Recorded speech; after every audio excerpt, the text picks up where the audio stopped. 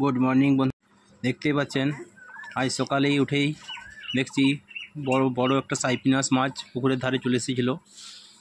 তো সেটা নিয়েই চলে আসলাম আপনাদেরকে ভিডিও করে দেখাবার জন্য।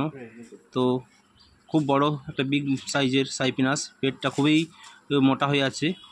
তো প্রথমে ভাবছিলাম পেটটা ফুলে আছে, কিন্তু কী কারণে ফুলে আছে সেটা আপনারা দেখতে পাবেন কাটার পর। তো আমি প্রথমে মাছটাকে আঁশগুলোকে খুন্তি দিয়ে ছুলে নিচ্ছি। তো আঁশগুলো ছুলে নেওয়ার পরেই আপনারা যখন কাটবো তখন দেখতে পাবেন যে মাছটা কত একটা বড়, এটি কী পরিমাণে কী আছে বলুন তো, দেখতে পাবেন। এখন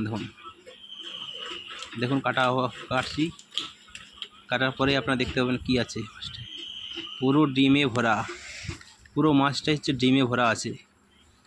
তো কী পরিমাণ ডিম আছে ভাবুন তাহলে, পুরো পেটটি লোড আছে ডিমে। তো এই ডিম দিয়ে আজকে আমাদের রেসিপি মাছের ডিমের বড়া ও ডিমের পকোড়া দুটোই হয়ে যাবে। তো এই জন্য মাছটাকে প্রথমে পরিষ্কার করে নিচ্ছি, ভালোভাবে বার করছি। তো আজ কি হয়েছিল, সকালেই উঠেই দেখছি আমাদের পুকুরে সমস্ত মাছ উপরে ভেসে এসেছে।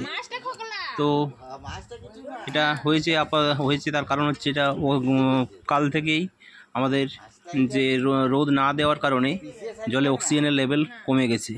এই কারণে সমস্ত মাছ দেখছি পুকুরের সামনে চলে এসেছে, জলের উপরে ভাসছে, এবং কিছু মাছ ধারেও চলে এসেছিলো। তার মধ্যে এটিও একটি ধারে মাছটা চলে এসেছিলো।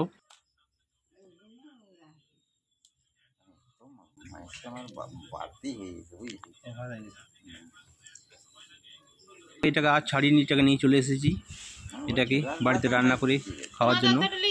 তো 4-5 কিলো হবে মাছটা। দেখতে পাচ্ছেন কত কী পরিমাণ মাছ বেরিয়েছে। এইরকম পুকুরে আর ভেসে যায়, তো কী জন্য ভাসে এবং এর প্রতিকার কী সেটা জানালে উপকৃত হব। কমেন্টে জানাবেন বন্ধুরা।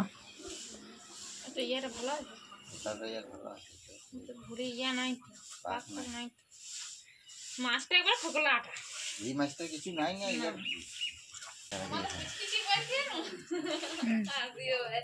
বোঝা তোমার আমাদের বয়স হয়ে গেছে। মাছটা চারদিকে গোটায় লাগাইলে দি ছবিটা করে ছাড়, তাহলে বলবো একটা বিশাল একটা